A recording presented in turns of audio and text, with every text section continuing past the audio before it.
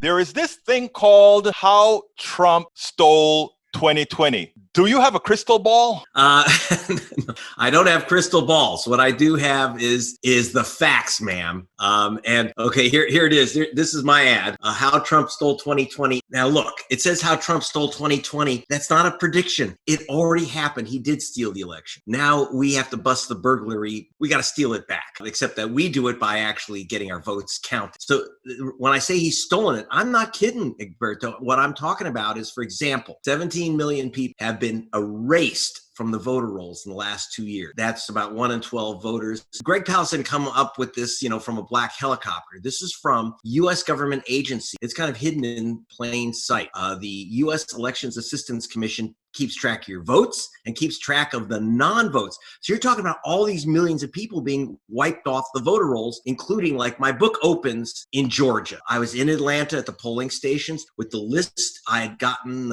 through a lawsuit against Brian Kemp, and now governor. I got his hit list, and we try to warn as many people as we could, put it up on my website, etc. I was at the polling station when a 92-year-old woman, dressed to the nines, beautiful, they threw her behind out of polling station in Atlanta. 92 years old. It wouldn't be a wild guess to say, is this an African-American woman? Yes, of course. But what adds a particular poignancy, this woman, Christine Jordan, has been voting in the same schoolhouse in Atlanta for 50 years. So she tried. This was going to be her 50th year. They threw her out. This is Martin Luther King's cousin. They threw out, along with Raheem Shabazz, a local radio host, along with a Latina, Ashley Jones, who brought her kids to show her the wonders of American democracy. They throw her out. They won't give her a ballot. This is the games that are being played, and it started in Georgia. And I say, the first chapter of the book is quite short, Egberto. I'll read you the whole chapter. It's called The End, and it says, Donald Trump was re-elected president on November 7th, 2018, 2 years before a single vote was cast. And that was the day Martin Luther King's cousin was thrown out of the polling station. What it was, that was the test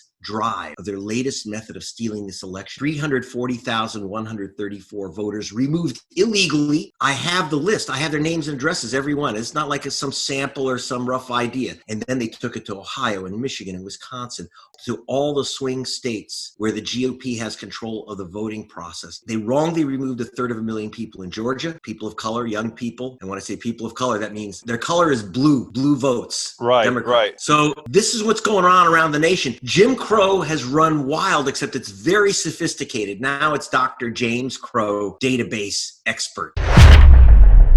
I'm Egberto Willies, host of Politics Done Right, an independent news program. I post several news videos of interest every day. I ask you so kindly to subscribe to my channel, and please leave me some comments.